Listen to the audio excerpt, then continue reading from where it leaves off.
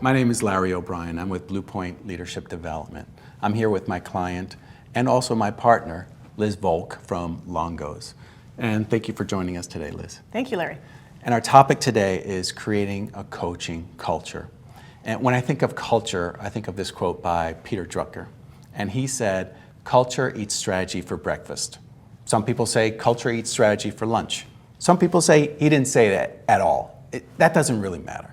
But the point is that culture is so important. You can have the best tools, best strategy, you could have the best products, you could have all the funding in the world, but if you don't have the right culture, then it's not going to work.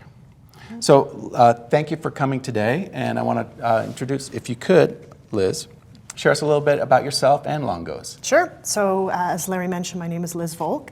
I head up the HR function at Longos. Longos is a Canadian-run family business. We've been in business for 63 years in the Toronto market primarily, and we have about 33 locations, 6,000 team members and growing.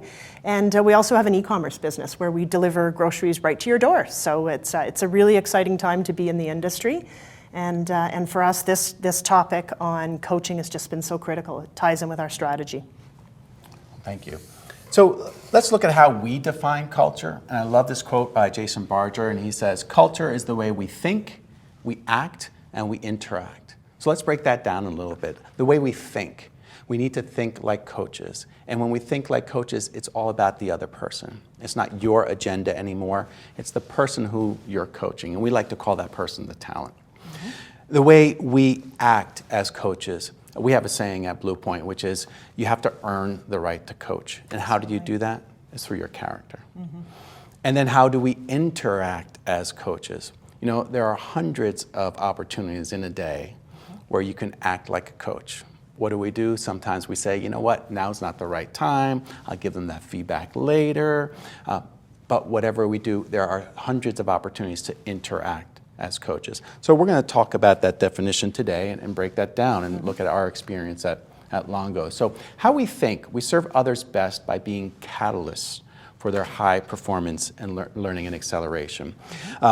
So Liz, one question that's been bothering me is, so why coaching? Why did you put such a focus on coaching in your culture? You know, truthfully, with the growth in the organization, we doubled the size of the business all the way around in the last 5 years. And having conversations with the family, as well as with the senior leadership team, we really felt that there was some cracks forming in our culture. And when we stepped back to take a look at that, we said, you know, what can be done? And certainly because we're a company that believes in developing folks from within, coaching came top of mind. Being able to, as leaders, coach individuals and grow their skill sets really is an integral part of our culture. We talk about treating you like family. That's kind of how we define ourselves. And inside of that, we talk about people being the best they can be. And in order to be your best, I think coaching just plays such a critical role. So that's why we decided to go on the journey. Outstanding.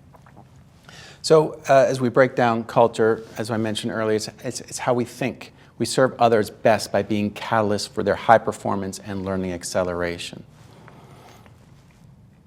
And we also think that the person being coached is the expert, and the expert on becoming the very best version of themselves. And I find this is sometimes difficult for people, where you've been promoted throughout the organization. And why? Because you're able to solve problems. But people are not problems to solve. Could you tell us a little bit about how have you approached it? What have you seen specifically around this kind of mental shift around that it's about the other person, the talent you're coaching? Yeah, it is. It's a real challenge because we are promoted based on our problem-solving skills, and that's where, you know, providing advice is what we love to do. What we've seen in our organization is introducing some of the tools. Blue Point's given us some fantastic tools. There's one that leaders use regularly called the 60 Big Questions. So our leaders learning to recognize that sometimes by asking the talent a key question can unlock their own thinking. So I think it's a journey, first of all. So, you know, having that confidence to be able to ask the right questions and then start and see that, that the individual you're coaching is coming up with their own solutions, our leaders are actually recognizing that this is just getting them so much further. And people are being set up more for success. So I would say, you know, it's not without mistakes being made. There are things that happen along the way, but you know, this whole idea of people have the answers from within, our leaders are starting to discover that, and it's really rewarding. I think that's, you know, that's the bottom line. People feel good when they see others developing. Outstanding. So another aspect of a coaching culture, it's about how we act. We need to earn the right to coach through the strength of our character. It's who you are. You can't just go up to someone and just start coaching them, right? I'm going to hit you with some coaching. I've seen that time and time again. But it starts with you and who you are as a leader. And it is only a coaching session with the talent if you have a willing participant. So Liz, my question to you is, why do you think this concept of earning the right to coach is so important? Coaching is, you have to have a trusting relationship, and oftentimes being a coach means being courageous, because you're going to step into some waters with people and call out some things that they may not want to hear. It could even be that you're debriefing 360 feedback. So, you know, I think earning the right to coach means that you go into it with this notion of you really do care about the other individual, and you're willing to take some risks, and you're willing to take the time to build a trusting relationship. If you go out and, as you say, try to zap people with coaching, it's not going to work. Yeah. So yeah, that would be my thoughts on that. I really like keying in on that, caring about that person so that they can become who they're meant to be. Yeah, they need to trust you. Yeah, it's critical. It's also about how we act and how we interact. Most conversations have the potential of becoming a coaching conversation. There are hundreds of opportunities, again, in the day where you have the opportunity to coach someone. And it's about slowing down and taking advantage of those opportunities. And one of these core tenets around coaching is that anyone can coach anyone. You know, we like to use the term of a peer-to-peer. It's about having a peer-to-peer conversation. So I'm no longer your manager, or I'm no longer your reporting to you. Right. And I like this visual of the walkway. It's about thinking about if you're walking with someone and just shedding all that corporate pressure that you have, and being with that person and coaching that person as a peer. It also takes having senior leaders who are champions of a coaching culture and not just advocates of the coaching culture. They need to dive in fully. It's not that they're going to just give you the budget line to pay for this stuff, although that's important and that's good. But the point is they need to be actively involved. So tell us a little bit about at Longo's. What have you done? What have you seen to get your senior leaders involved in coaching? We've been super fortunate. First and foremost, our president and our CEO puts himself right at the center of it all. So he's participated in all of our programs, and he's actively coached individuals in the organization. And in fact, one of the things we did following a conference where we laid out the groundwork for coaching and got people comfortable with the language and the process, we called them learning trios. And we set up these trios across the organization, and I'll never forget that Anthony was put in with one of our store managers and one of our marketing managers. So you can imagine in that particular case how those folks felt, sitting down and talking about issues that they had and walking through, you know, how they can come up with their own solutions and working with Anthony on that. And it worked out so well because he also had to bring forward some issues he's working on as a leader and get their advice. And I think the biggest thing that the store manager learned and the marketing manager learned was, wow, even the president and CEO of your organization struggles with these things from time to time and how to coach. And he's human, and we're human too. And so it really, you know, I think it worked out really well. That's outstanding. Yeah. I'm just curious about how would I react in that situation. but the point of him being human, that really resonates with me. Yeah. That's important. Yeah. So we have 7 characteristics of the organizations with a coaching culture. And we just want to share one with you today, and it's a very important one. And that is that difficult conversations are routine. difficult conversations are routine. And we try to avoid emotional conversations.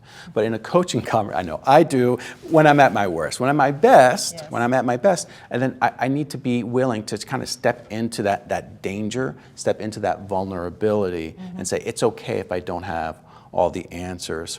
But I find that, like myself, being human, people struggle with this. Yes. What's been your experience at Longo's? Yeah, absolutely. I would say the putting coaching in has helped us with it, but it is very much a journey. Thinking about the fact that being a family-run business, loyalty runs deep, and there's been much research done about family-run organizations, and that is usually a core tenet. But I think about the fact that we actually have about 18 family members that work in the business at all levels.